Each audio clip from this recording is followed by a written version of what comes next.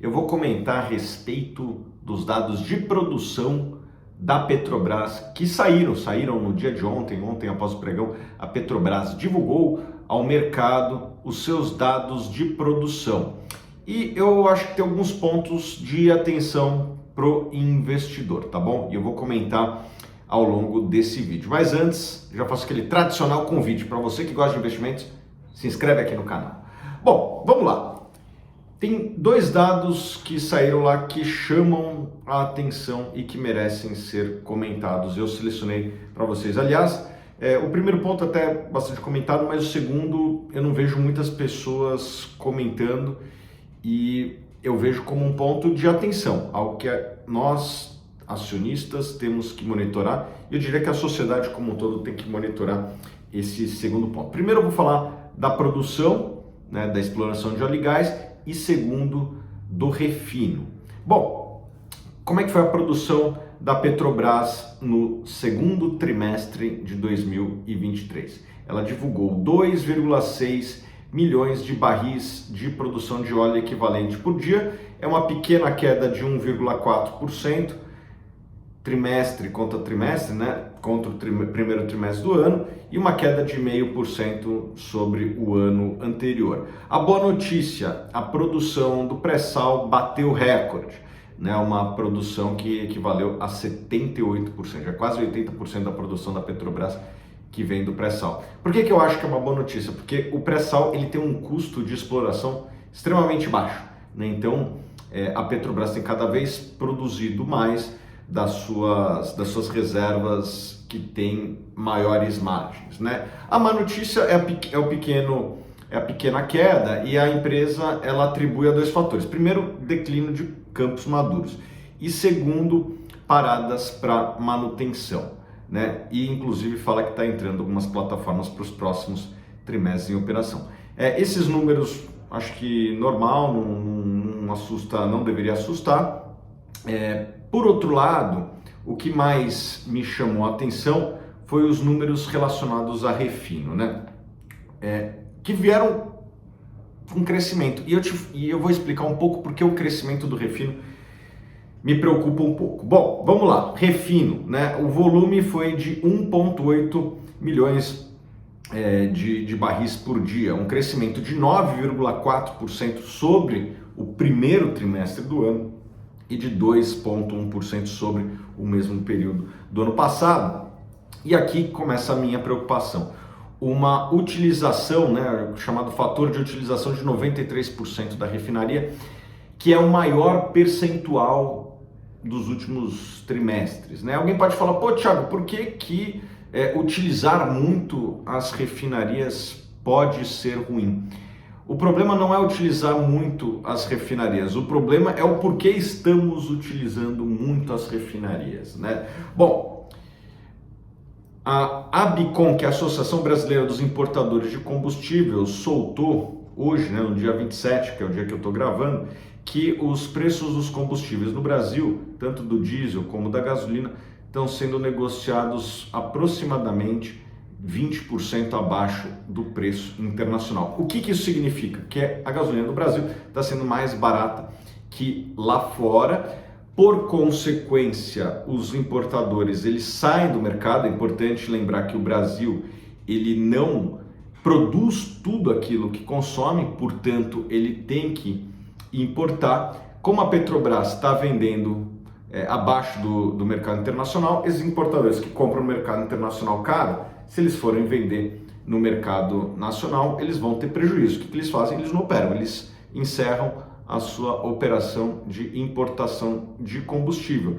Quem que está ganhando participação de mercado se o importador está saindo? A Petrobras.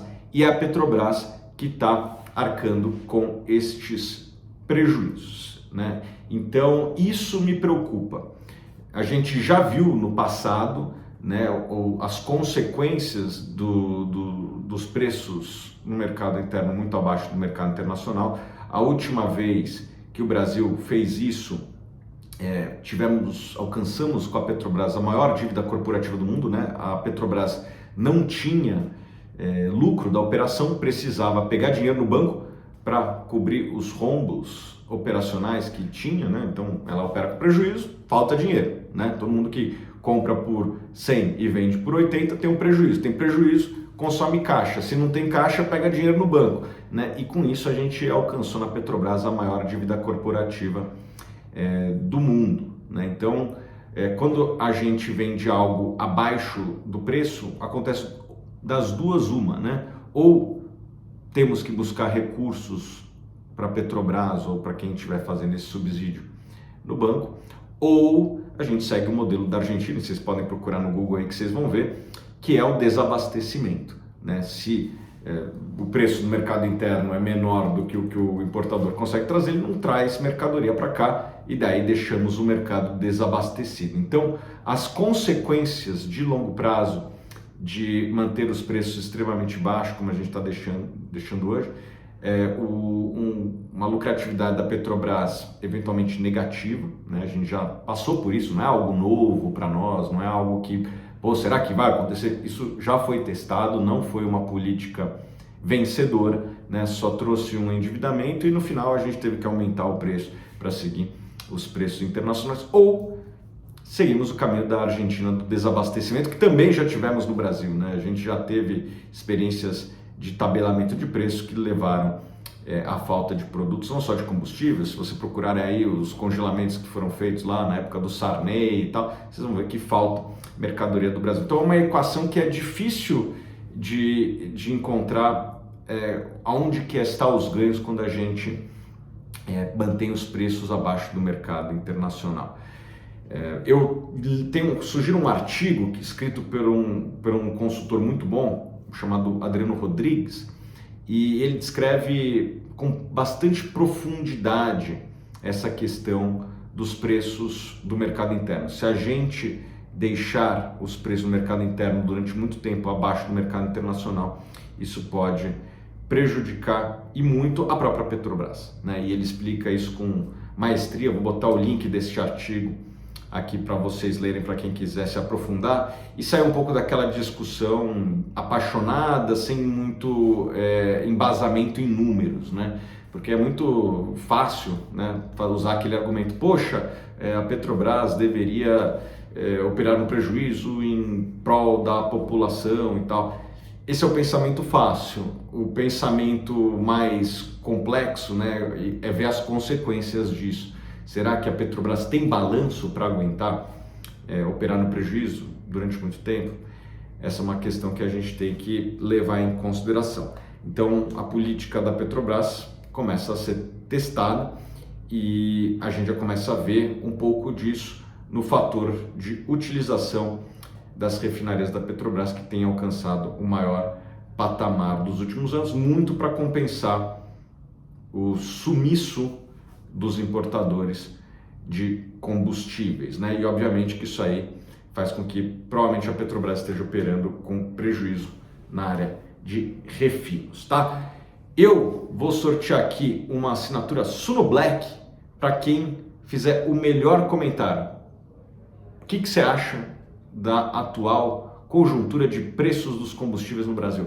Bota aqui nos comentários que eu vou dar uma Suno Black para o melhor comentário, tá bom? Forte abraço, até o próximo vídeo.